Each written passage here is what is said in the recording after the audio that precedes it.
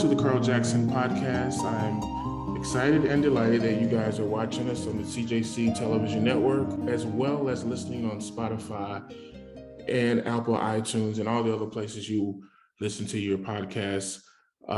We're also now we just got picked up by Spotify. They are now playing these episodes visually. So if you want to watch this episode, you can watch on Spotify. And of course, we come on every Tuesday night at 10 p.m. on the CJC Television Network. We just got picked up by theGrio. So we want to say shout out to everybody that's watching us on theGrio, Local Now, DistroTV, Spectrum, all the places that you can watch the CJC Network. I want to say thank you for watching us and keeping us in your thoughts, because it's a hard job to do what we do, but we don't take it for granted, and we are very grateful that you watch us every week or listen to the podcast. Today we have a guest who's been on the podcast before, and I wanted her to come back because so many of you loved her for many different reasons, and so I wanted her to come back and kind of talk to us a little bit. I say many different reasons because it is many different reasons. And I won't go into them because I don't want to sound sexist. But anyway, I probably already sound sexist. But anyway, her name is Zhadra Kanapina, and you knew her on one of our old episodes under a different name. It's the same person, but this is her real name, and this is the real her. So would you welcome Zhadra? Hey, hi everyone. Thank you, Carl. That was a great introduction. She's my friend, so I can play with her a little bit. So how you doing, man? Wow, doing pretty good actually. Excited. I always love the beginning of the year, as you know, cliche as it is. I don't know, there's something about it, like kind of like a reset button, you know. So I also feel like maybe because December is so busy with holidays, and then you just, after a long break, you come back and you're just filled with this energy and plans and goals. And because I do like, you know, working and planning and creating and making things happen, that's exciting for me, this type of phase, you know. Right, that's cool. So what is your plans for this year? What are you going to get into? We're going to get into what you do in a minute, but I want to talk about your plans. What's the big thing that you want to do in 2022 that you can share with us? There's a few things I'm working on currently and building up. So I guess my plan would be to just get more grounded and learn more. I really am starting there's some things that I'm very experienced at that I'm doing, but there's some things that are fairly new to me that I want to discover. So I'm excited to learn. I'm also excited to adapt to a new reality kind of is shaping itself. So I'm more of in this like stage of like discovery, you know, to see where it all goes and what part I can play in it as well. Cool. So since the last time you were here, you were life coaching, but you've kind of pivot your business. Talk a little bit about your pivot. I did actually. I've done life coaching for it all transitioned for me from fitness coaching. So I started as a fitness coach after my own personal transformation, me learning and seeing benefits of healthy lifestyle. You know, I naturally was passionate to share with others. So I started taking on fitness clients. I started the brand. And at the time I was using my nickname for a long time, Jade, which I was using coming here as well. And like last year I switched to just using my real name. And then, and it was like the brand that I built for fitness was Body by Jade.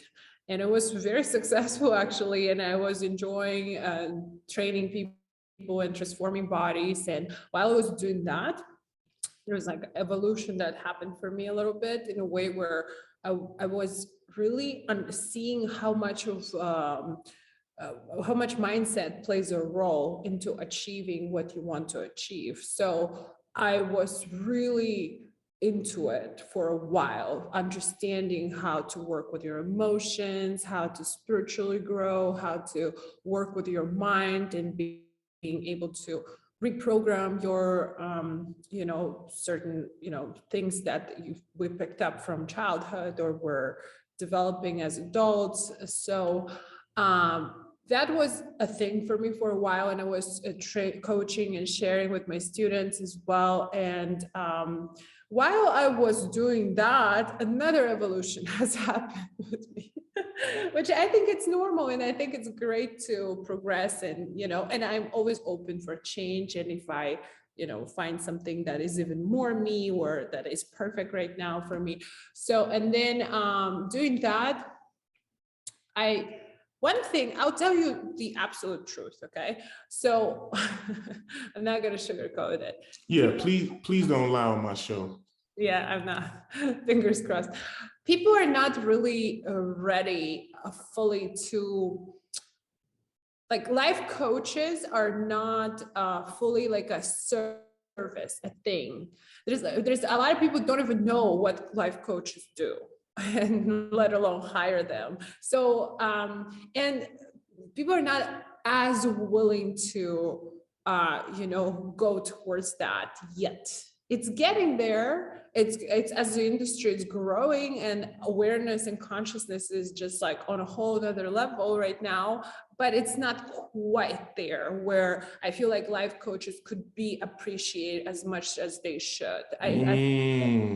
They could be used as much as they need to be used. And so, and to me, I was like, I think I got in this industry a little early in a way where, like, it's just when I come, there's so many people who ask me, what do life coaches do? Like, that's the problem. If people don't know what you do, how can they reach out to you and use your services? So you have to work so hard into, like, really being able to even share your services, which it never doesn't really stop me, to be honest. Like, it's okay. I love the challenge. I love the struggle, whatever. but meanwhile, I started noticing this whole niche of coaching as for starting entrepreneurs, that people struggle with starting their own businesses. And it happened after I had some life coaching clients that would come to me, and I started helping them to start their business. Then I'm like, what am I doing? I'm doing life coaching. I'm giving them business coaching. But they were more interested in making money. Yeah. And it's just like, I see such a demand for business coaches. And me, as a person who's done business my entire life, since I was 11, I was helping my parents in business. So so that's like 2 decades of me doing business. And well, at the beginning, maybe I wasn't fully doing business, but at least past like 10, 15 years, I've been really in it, and I've never worked for anybody. So that all I know is business.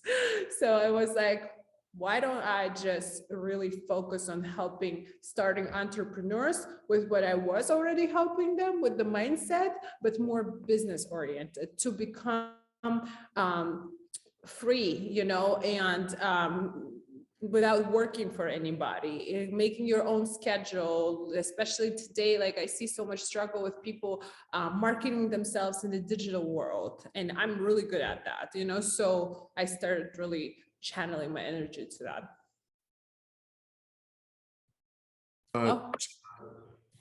Okay, yeah. Talk a little bit about the process of what you do for people who have businesses. Talk a little bit about that process.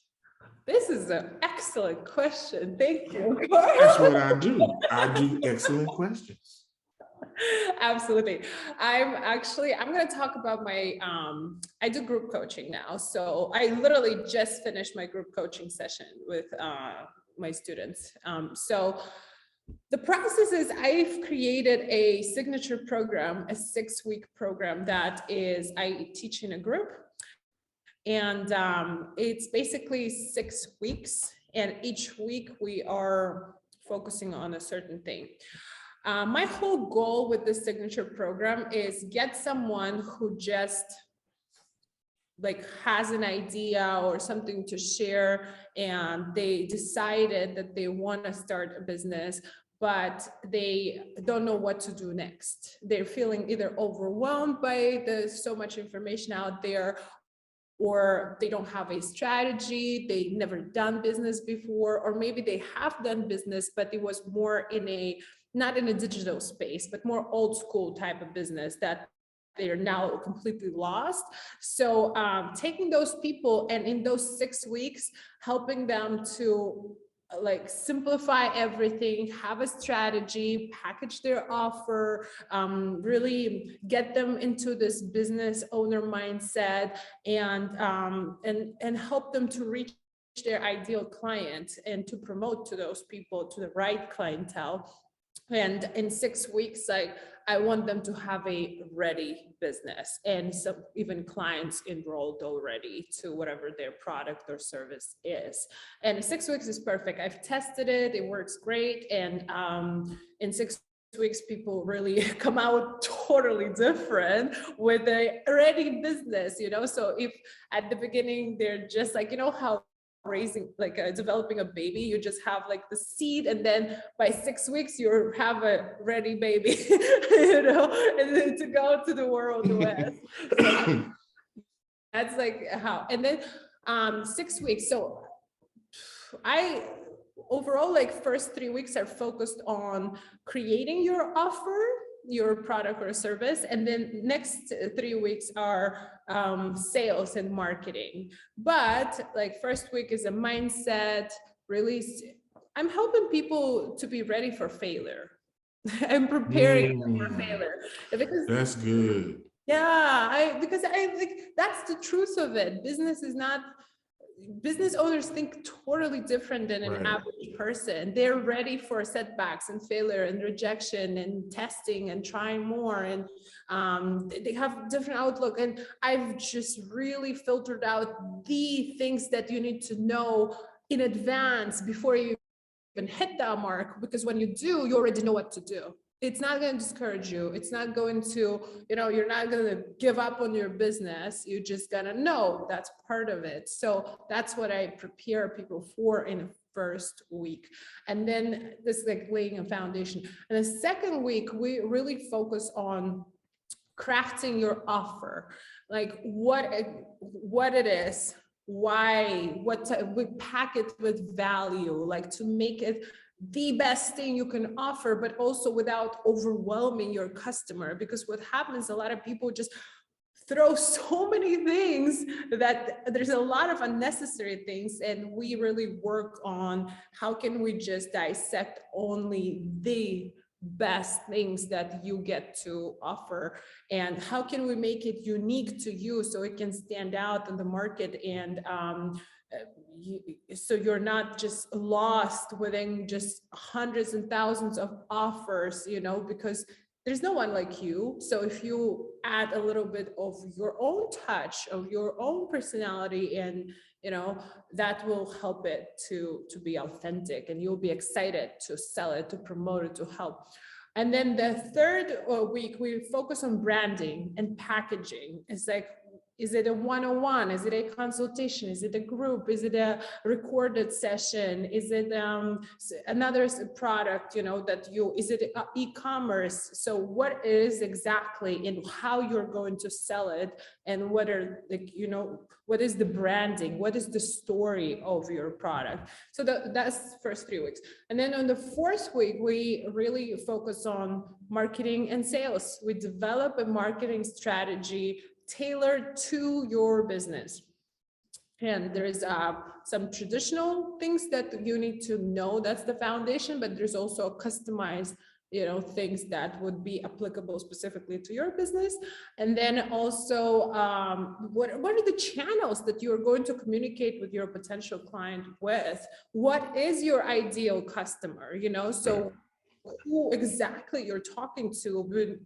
The common problem is that people are just trying to sell to everyone. That's a waste of time, energy, and money. You're just not gonna last long. So it's just getting laser focused on who your customer is.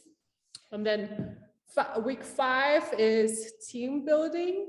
What type of help you need, because it's always a one-man show, and it's gonna be hard. So you need to learn how to find the right people to work with, to collaborate, to maybe exchange services somehow. You don't have to pay for everything. Maybe you can bring them some value and they will give you value in return, and somehow you work together. There's a lot of creative ways to do it, where everyone benefits. So that's exactly what I teach, and how to even know what type of help you need, because you might have your zone of genius could be like you are interviewing people and, let's say, picking the guests and doing all that work, but maybe I don't know, but maybe editing is not your thing, so you need to have someone, or maybe you know how to do it, but you're bored. It just really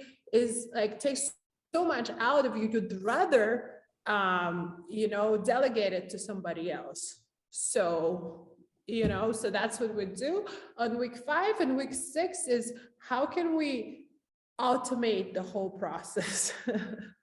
So because there's a lot of things that apps and software can do for you, and also just really optimize your process in a way where there's a lot of work is getting done on its own. You're just overlooking that, and you're just focused on things that you are really good at and that you need to do. So so that's what it is. And in 6 weeks, you basically are going to have a ready to go business.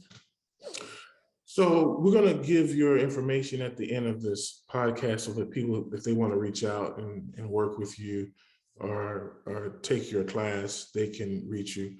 But I want to ask you a couple questions. So you mentioned earlier, part of the process is teaching people that failure is part of the process,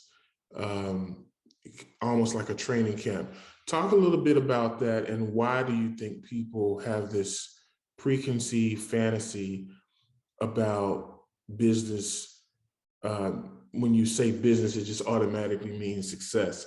Because I always use this as an analogy that we learn how to, if you want to become a pilot, you go to training. If you want to become a doctor, you have to go through training. If you want to become a cook or chef, you have to go through the training.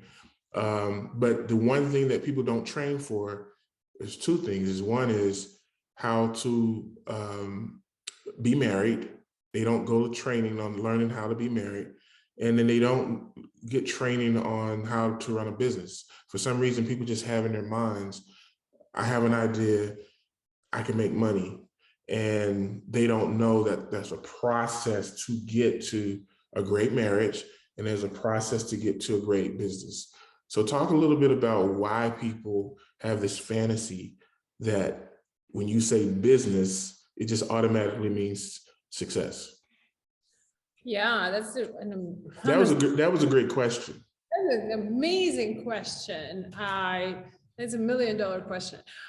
The reason why, because the market is saturated with all those life coaches that are lying and saying, make 6 figures in 1 week, or like, it's like, excuse me, what? It's like, that's what planet is this? Like, right. It's not true at all. Why are you just counting like 10 years of your trial that you eventually got to a place where you can make probably 6 weeks because you've got the following build up for so many years, and you've got, okay, but who said that this person who just entered the business world would be ever able to make that? It's not how business is done. It's not how Right. how it works. And that's something that my students always tell me. They're like, wow, this is so refreshing. You actually Right. know the truth. And like, you're not like, I'm not, because they're trying to sell you. So obviously they're going to lie to you and say how fast it is. My coaching is focused on the truth. So Right. hey guys, it's hard work. It's years.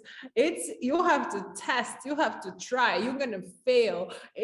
I'll give you strategies. We will work on packaging all of that, but it's still going to take you a lot of time to, after that, to craft that, to fine tune it, to really find what really works for you by testing, so it's for sure is going to take time. And whoever, even if it's a genius person, you still need to understand the market. You still need to test the market. You still need to do all that work. And there's no way to jump over that. Okay. Right. There isn't. And if someone tells you, it's a lie. They're Right. trying to get something out of you. Let's be real. So that's why, and in people's minds right now, that overnight success is real, and it's not. No. It's not in any career, nowhere. I've never seen someone being successful overnight, and I've seen a lot of successful people in my life, Right. It just doesn't work like that. Yeah, it's amazing to me how many people, I've had several people ask me, how do I do what you do?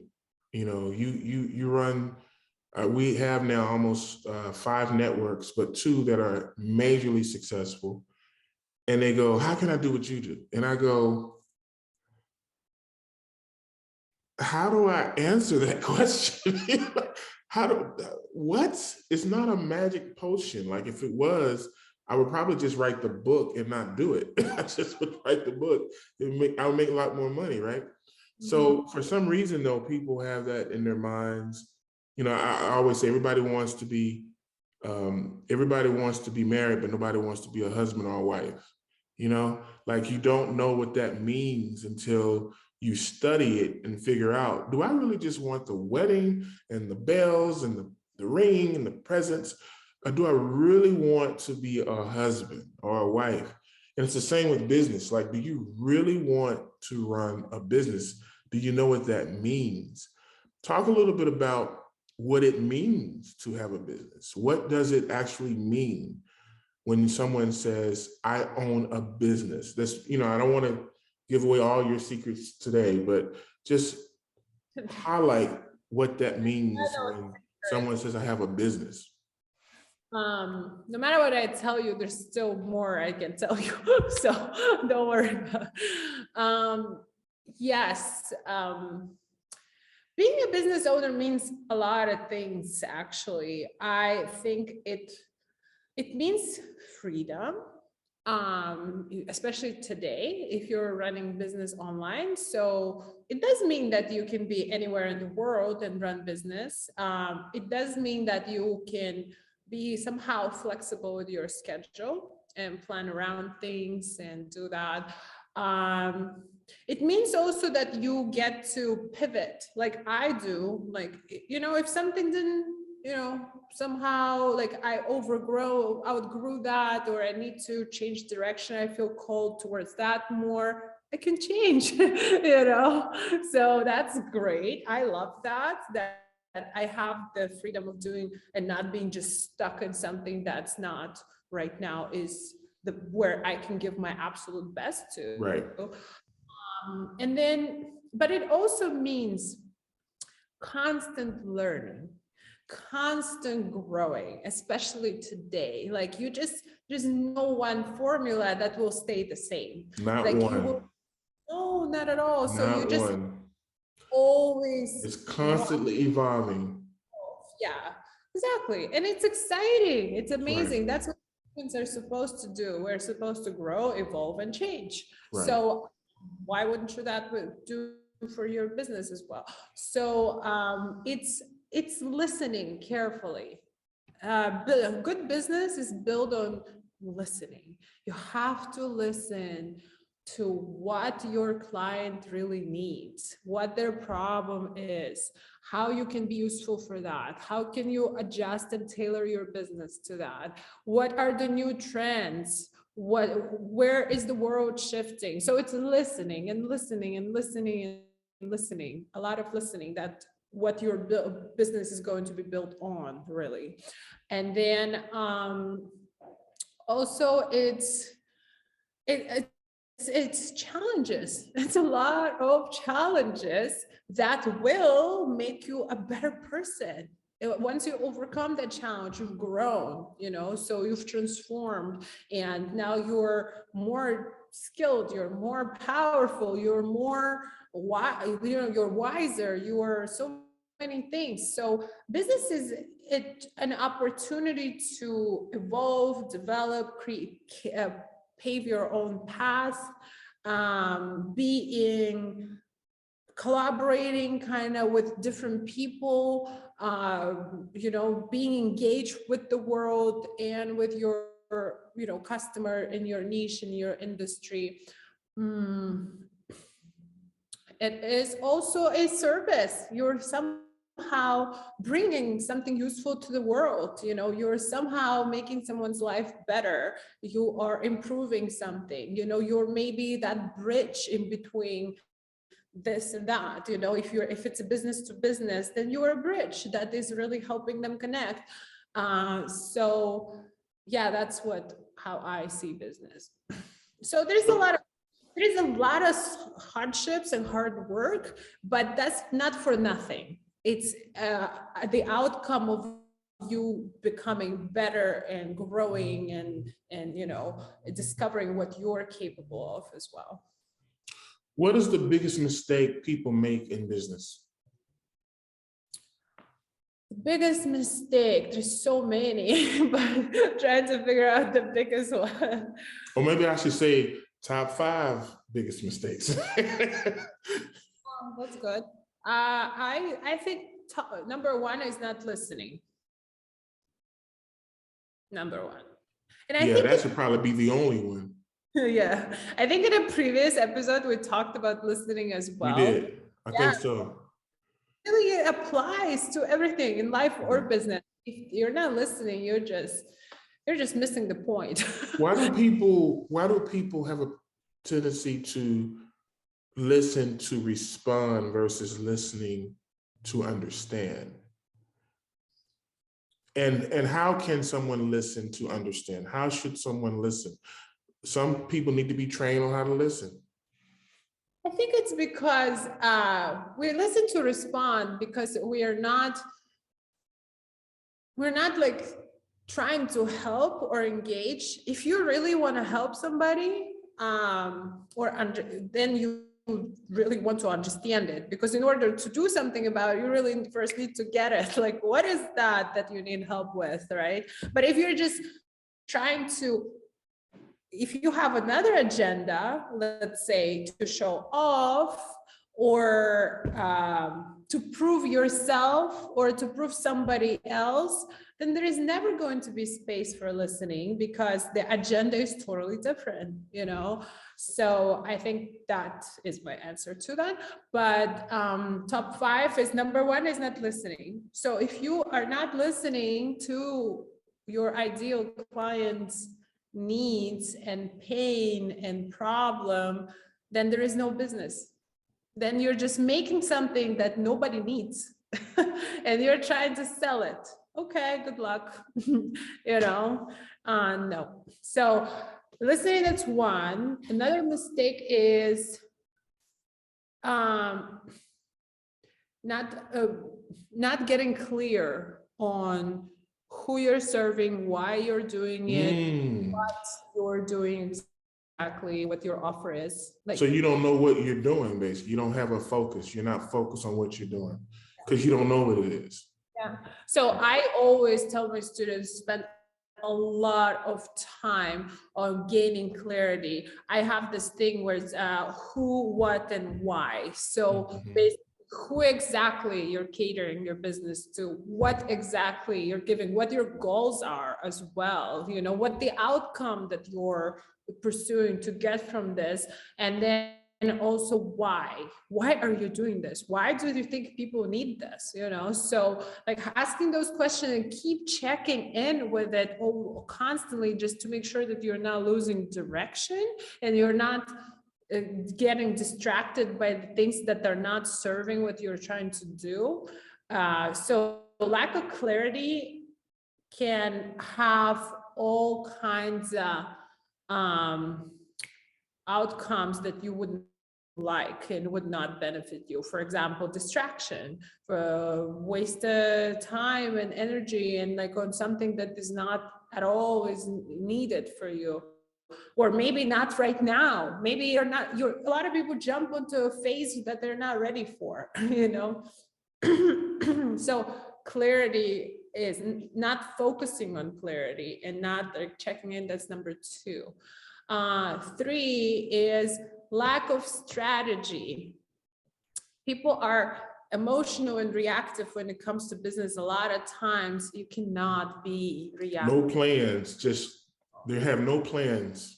Yeah, you have to have a strategy. So you can actually measure by that strategy what works, what doesn't, how much you've accomplished. And if you have none, then how can you even know what is going on? How can you even analyze that? You know, how can you grow as a result? So that's what, 3? 2 more, right? That's 3.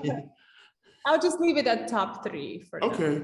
We have a segment in the show called Top 5 that we're going to do when we close out, where I ask you your top 5 favorite persons, places, or things. So I just thought it'd be kind of cool to ask that about that, but we'll go into that part later. We got the last 20 minutes of the podcast. I want to talk a little bit about business and family and relationships involved. A lot of times people start businesses and they want to bring in, you know, we're told to bring in the people that are closest to us to help us, or, you know, this, that, and the other, whether it's, you know, brothers or sisters or husbands or whatever. Is that a smart move to bring in family members that don't really clearly see the vision that you have? Or is it a smart move if they understand the vision? And if so, how do you separate, you know, this is who I am in business, and you can't, like, say if you're married, you can't dictate to me how I should run this business because it's my vision. You have to kind of help me with my vision. How do you navigate through some of those people? Because a lot of times people want to have a business, but they're, I hear a lot of, they have resistance from the people that they are chosen to be their partner or whatever. So how do they navigate through that if they want to have a business and they're really passionate about it, but they don't want to lose their relationships with their families and friends? Yeah, that's awesome. I love that you asked that. I do hear people just, you know, interference from their families, or the doubt if they should or not work with their families.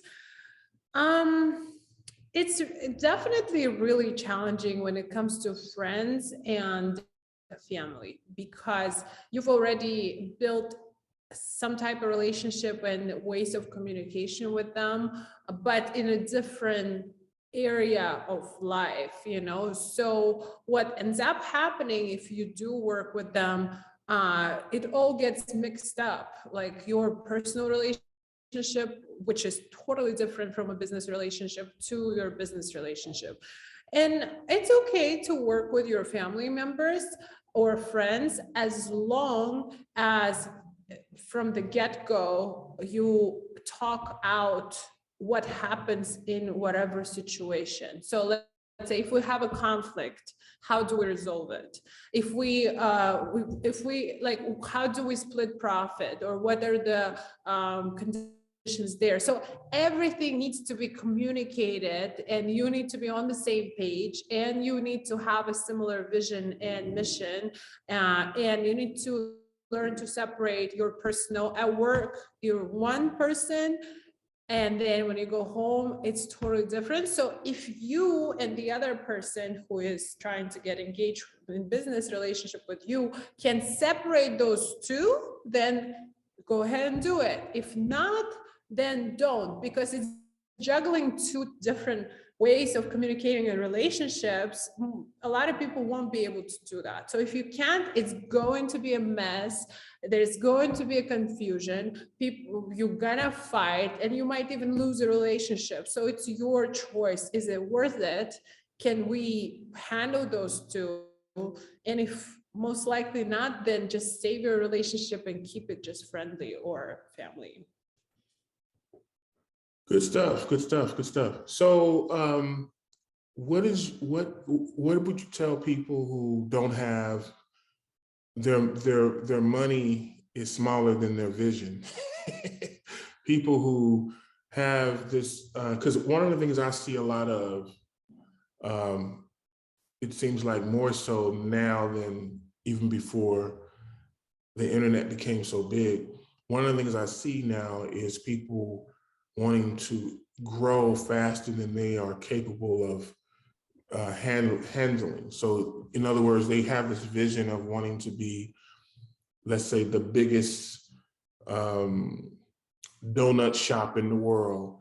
And, you know, they're having a hard time filling 50 orders, but they want to, you know, they aspire to sell 10,000 orders a day. What do you tell people who don't have the money and they have that vision, they don't have the money, but they have the vision and they want to get to the next point, but it seems like they can't get there without funds? What would you say to people like that? I always say that ambition is great. Never get rid of that, because there is less people with ambition than without. So, but there also has to be a realistic approach, which means you can't jump higher than you actually, you know, what there's a Russian saying about it. It's like you can't jump higher than how tall you are. But my point is that, to my students, I say, it's okay if you want to make 10K a month, but how about you make 500 first, and then you just make sure that you can make 1,000, then you can make 3,000, then you can make 5,000, and then you can think about making 10K a month, right?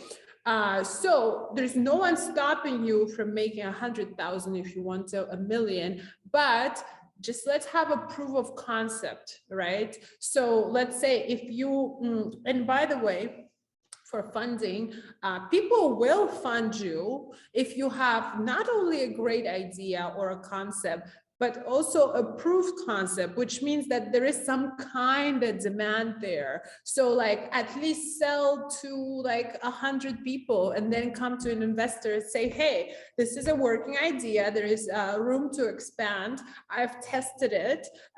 It's like, you know, people benefited from it. 100 people bought from me. Now I want to grow. Now I need funding. You have a better chance of getting funding with proof of concept than just an idea that has the fact of.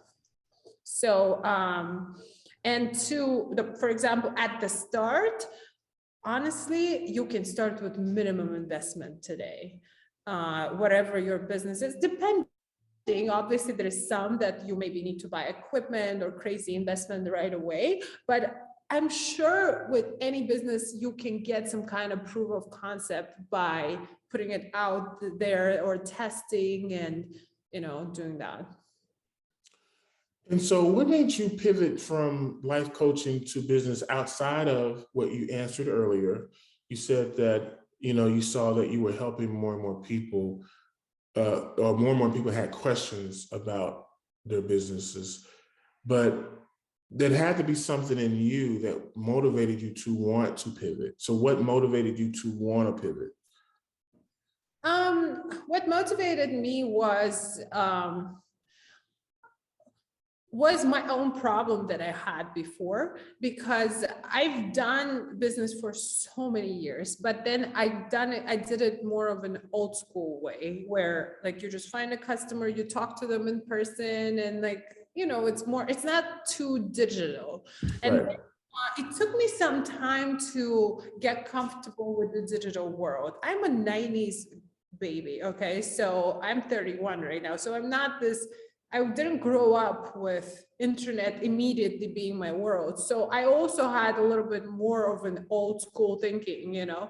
And and it took me time to accept fully that everything, it has to be digital now, that marketing needs to be digital now, that world is gone. That's it. Now we have to fully immerse ourselves here and adjust and just be okay with it.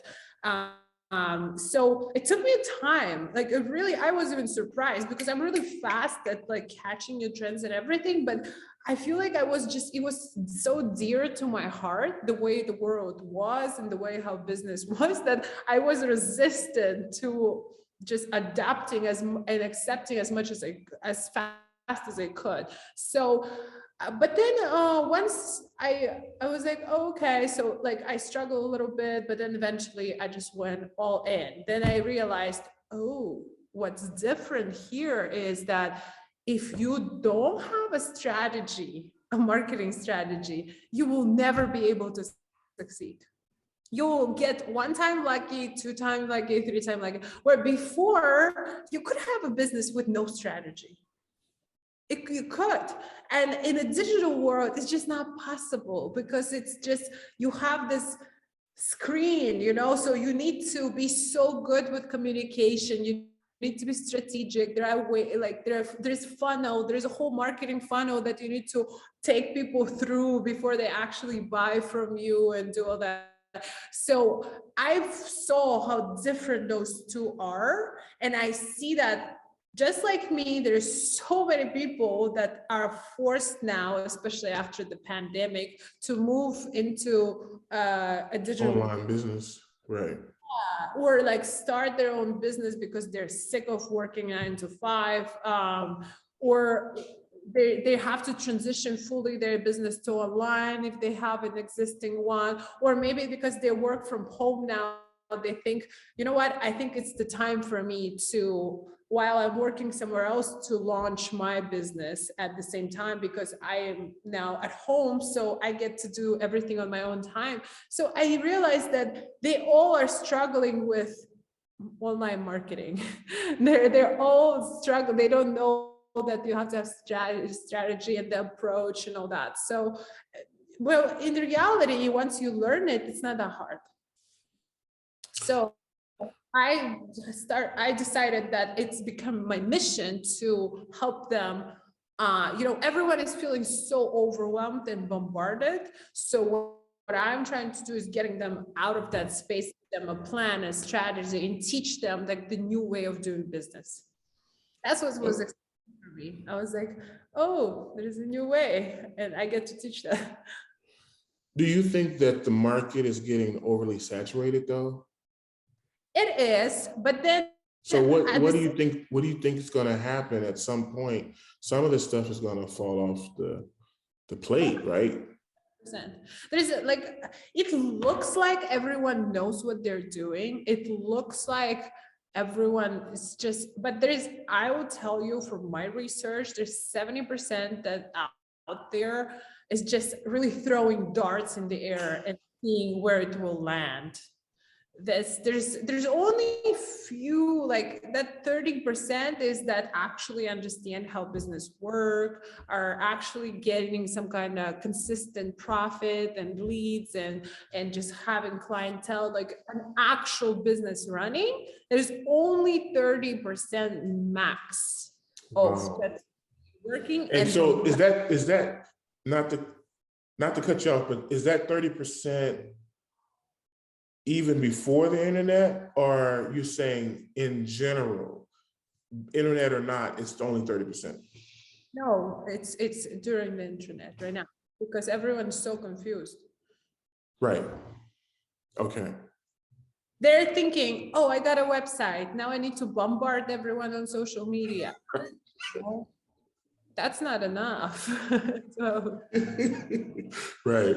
what are they doing? They're just sitting there and bombarding and bombarding. And it's the same people seeing 800 different ads when they scroll, but there's no connection.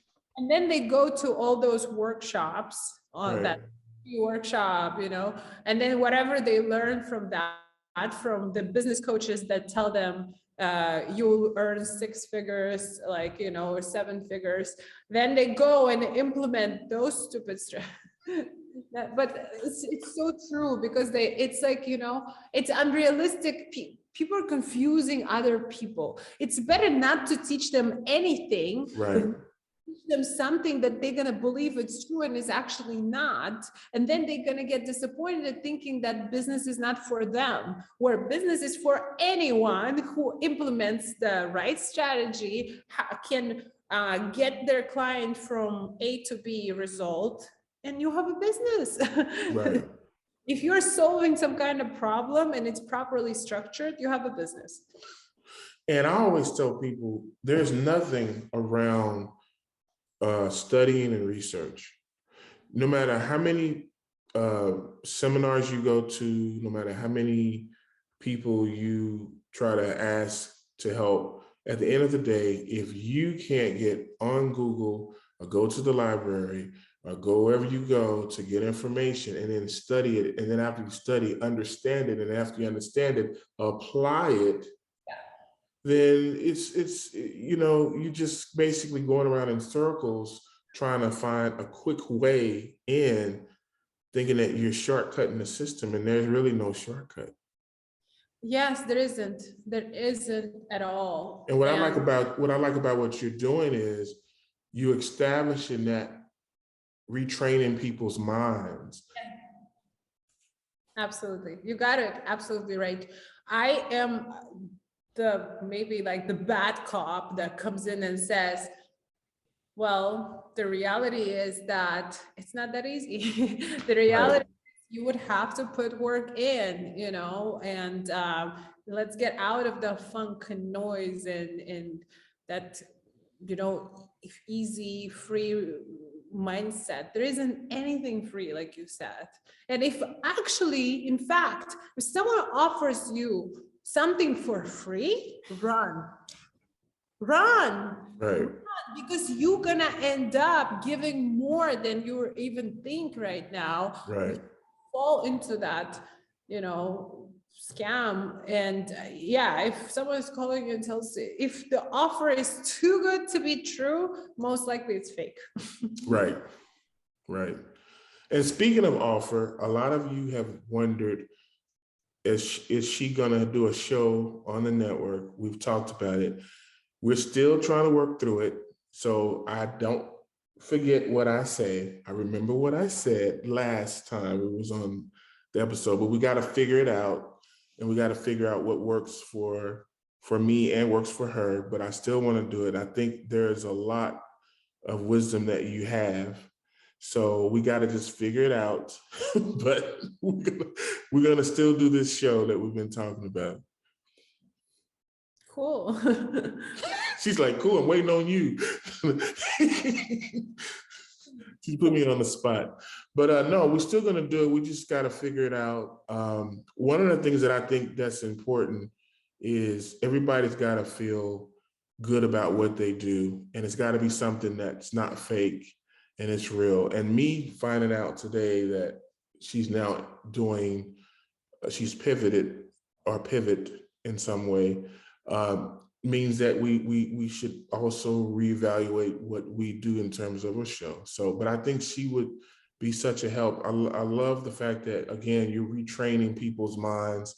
And that's what people really need right now, is they need the retraining of the mind so that they can comprehend and understand where we are in our world. Before we wrap this thing up, I just want to ask you, where do you see the internet going from this point on, and what can people do today to prepare for the new world, and how can people get in touch with you? Well, metaverse, that's where the world is going. But it dropped you see how much it dropped this last week in terms of the stock? Well, yeah, that's normal. It will You think go it's up. normal? Okay. Absolutely. It's and it's not like a one-day thing. It's and I haven't like fully researched everything, but what I understood from my side, like from my perspective of whatever research I've done, is that it's probably going to take 2 to 3 years to fully immerse ourselves in a virtual world. Right. If you think about, we are already head in. So we just need to bring the rest of the body Right. in the virtual world, because I mean, our heads are in the phone all day, every day, or a computer, right? So, which means like our attention, our mind, like everything is in there. We live through the phone, but our neck down, we're still here. So with the virtual world, like now your full body is going to be fully experiencing it, which is, if you're head in there, might as well bring the rest of your body and have a full experience, right? So that's my take on it, and it's unavoidable. Is for sure is happening, and actually, when Bitcoin just came out, or like while it was here and nobody talked about metaverse, it didn't make sense to me. Like, why do we need another currency that, what do you call it, that is going to be really hard to integrate in our daily life? Like, my mind like couldn't logically understand how this is going to be. Yes, it's safer to have it, maybe not even safer, it keeps jumping, every day, like a different price. I'm like, how does this make sense? But then when they started talking about metaverse, I understood. They were preparing us for metaverse this long time ago with the Bitcoin and everything. Because if you're in metaverse, in a virtual world, you can't use real money. You will need something like Ethereum, Bitcoin. For example, for NFTs, they're right now using Ethereum. And then NFT is also part of a metaverse. So like there's music you can listen to, there's clothing that you can wear, they're selling land, where if you're in a virtual world, you will need space, you'll need that land. So it's same like in real world, so basically right now, this is the great building of a virtual world is happening that is going to take years, but also it's moving pretty fast, but it's still in the very early stages. So that's the future of the internet. That's what's going to happen. You think, so you think cryptocurrency and all those coins are going to be used in the virtual world? That's so what I bought a lot of coins. So I'm glad I did. Good for you. And like, it's good to hold on to them, because right. I think right now it has great value. In like 3-5 years, it will be necessity to use. And the price is going to go up higher, because the more people go into it, the value is going to go up. And that's the whole NFT and cryptocurrency is based on, is how many people are using it. Based on that, value goes up. Just like social media people, like the more followers you have, the more expensive you are. It's based on attention based, so. But there's like over 200-300 coins in crypto right now. So who's going to make the determination what coin is valuable versus what coin isn't? Like, it can depend on many factors. For example, right now, NFT is allowing Ethereum to make transaction to buy. So before you can buy an NFT, you would need to buy Ethereum first and then pay with Ethereum to get that, because that's So let's say if besides NFT, there is many more things, 200 other things, and one would say, I only work with Dogecoin, or I only work with Bitcoin. I think that can determine a lot of the usage of it, will determine what the value is or what's more necessary than not. So you're saying certain virtual worlds are going to accept one coin versus another? It won't be one coin. Is that what you're thinking? Maybe there will be one like that is, let's say Bitcoin is like a general coin, but then there's for each one, there's like a separate type. I don't know what they're planning to do. Right. Yeah. Because I was curious, I'm looking at my Coinbase right now, and I'm looking at all the different coins, and the top 10, are the top 10. But then what happens if it's, who determines which one is going to be worth what? Like, I think somebody was telling me about Shiba coin or something like that. And there's Bitcoin, there's Dogecoin. So I don't know. I'm just curious as to who's going to make the decision. It's hard to say yet, because it's almost like, think about it when you move to a new city that is not built, and they're just like trying to figure out the infrastructure, the rules, what's where, who is going to own what, and that's what's happening right now. So nobody really knows up until the pushers, the creators that are influencing how it's going to go, which they can't even 100% tell you, because there is some portion of it depends on our behavior. Gotcha. All right, before we wrap this up, we do a segment called Top 5, where you give us your top 5 person, place, or thing. I'll ask you questions, and then you'll tell us what you are considered your top 5 of each individual question or thing that I ask you, okay? So we're going to start with top 5 favorite things to do. What's your top 5 favorite things to do? Listen to an audiobook, walk around in nature, listening to an audiobook, run on a treadmill, do this, talk to people, communicate with people, share my knowledge. Like, I freaking love it. And then create something, whatever that is. Like, it could be a little art, or it could be like the whole program of, like, I love that. 6, travel. I love to travel. Well, I was going to ask you top 5 places that you've traveled. That was going to be my next one. I haven't traveled as much as I would like to, but top 5 places that I traveled. I feel like I haven't been to a lot of places that I would love to. That would be my top 5, but from places that I have been, what is it called? Zion was really nice. It's in Arizona, right? And then it's like this beautiful, like hiking kind of place. And then with waterfalls, I think, yeah. And then second would be Hawaii was nice. It was really fun. I went to Maui. What else? Kazakhstan is cool, like where I'm from. Like, I would suggest summertime to go there, and I've been appreciating my land way more now.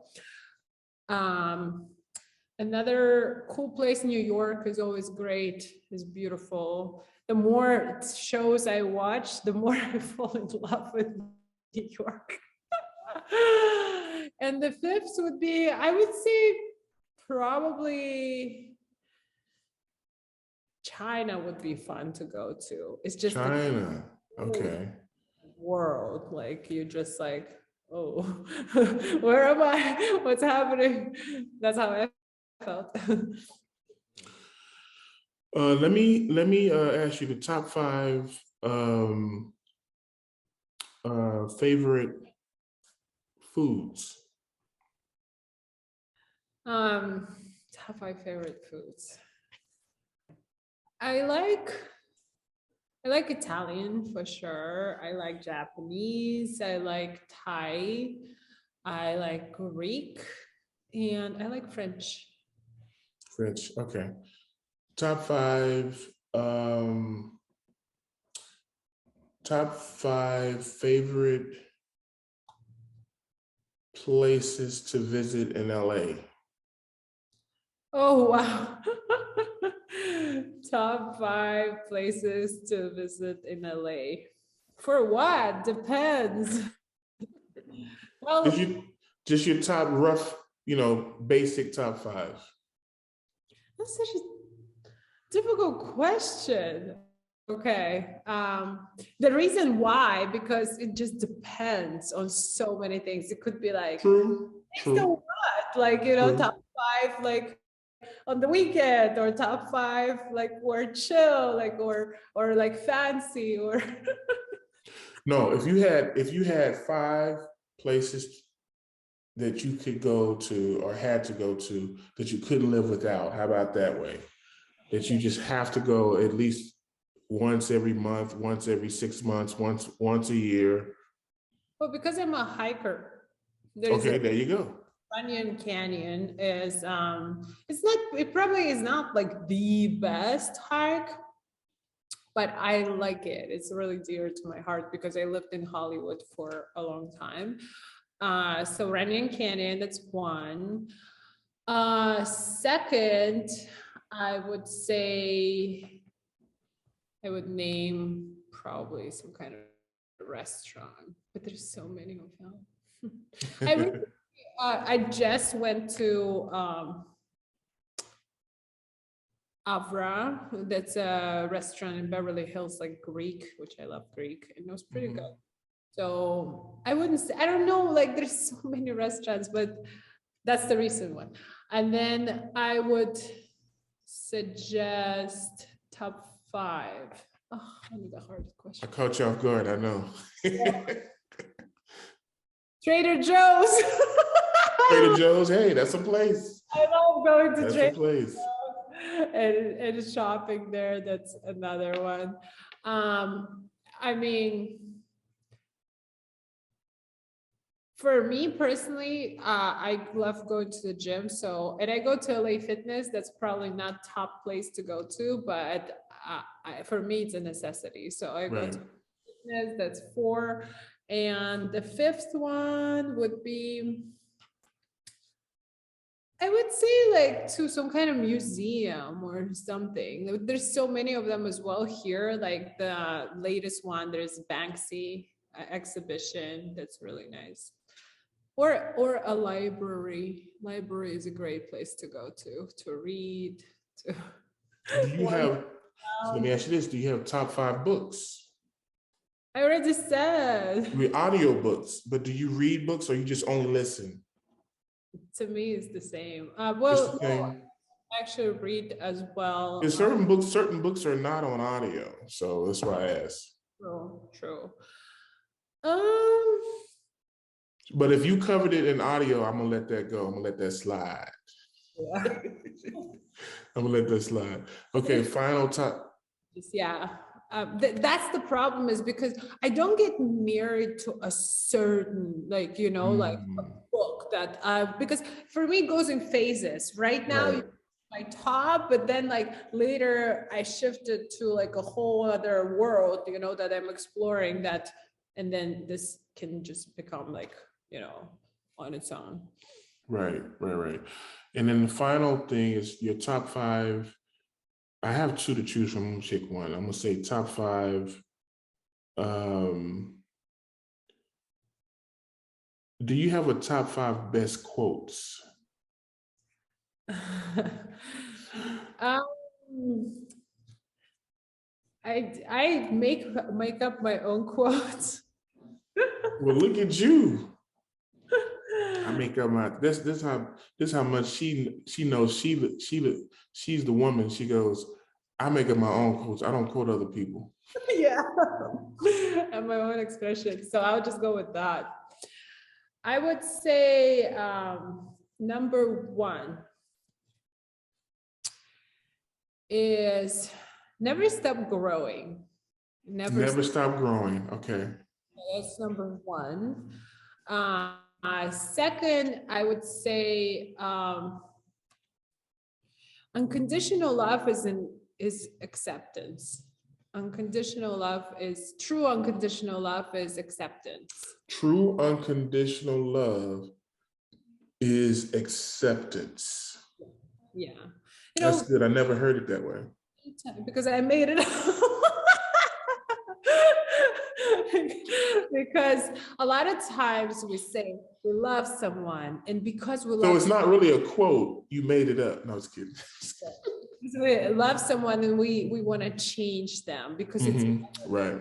Because we wish well for them. But like at some point I had an awakening to that, and I'm like, hold on, if you love someone, you let them be without trying to change them, and let them go through their journey and still love them and still hold space and still be there for them no matter what you think, you know. So that's when I realized, like, oh, love is not what I thought it was.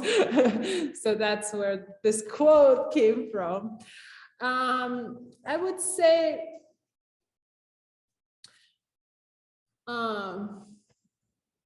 judgment is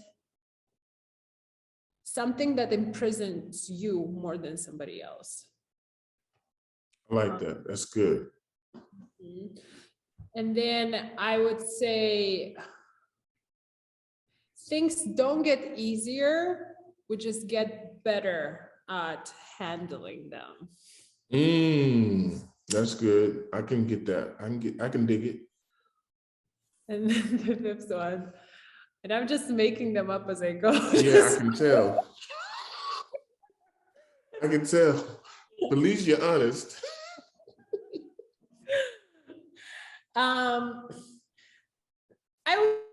Another one, this is just more of a wisdom, I would say, that I realized that not everything needs to be spoken out loud. Yeah, like your last top 5 quotes. No, I was kidding. I'm just kidding. No, but I mean, I know they're great, but I know that it's a joke too. Yeah, you shouldn't have quoted them last 5 you just said. No, I was kidding. No, they were all good. They were all good. Have like ready to go quotes that I put on my wall, you know, like. No, they're good. I'm just messing with you. No, all of those things were really. And like my own, you know, just things that I made into quotes by just understanding, like, this is it. It's something that I need to always remember for myself. Right. Now, how can people get in touch with you? How people can get in touch with me? Honestly, through Instagram, Facebook.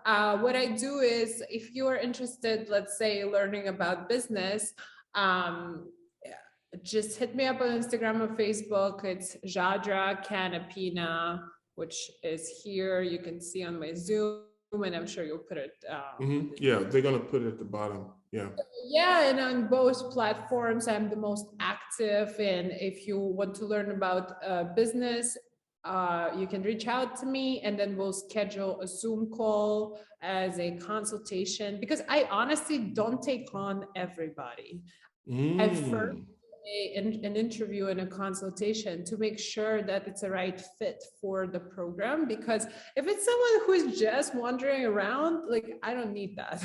I need a person who is ready to go, willing to build, is hungry for knowledge. I need someone who is a great receiver of the information, because I've worked so hard on building strategies and really like building the whole program and innovating and making your life easier. I need someone who is also, you know, have this fire in them and just need some guidance. That's where I come in. So what I do is I always hold a Zoom call and a consultation really make sure that we're a good fit for each other. And if we are, then you can, enroll and be part of my program, the group coaching.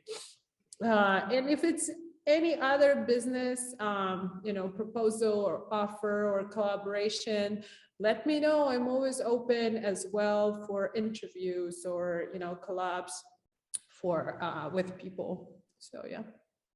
All right, guys, you heard it first.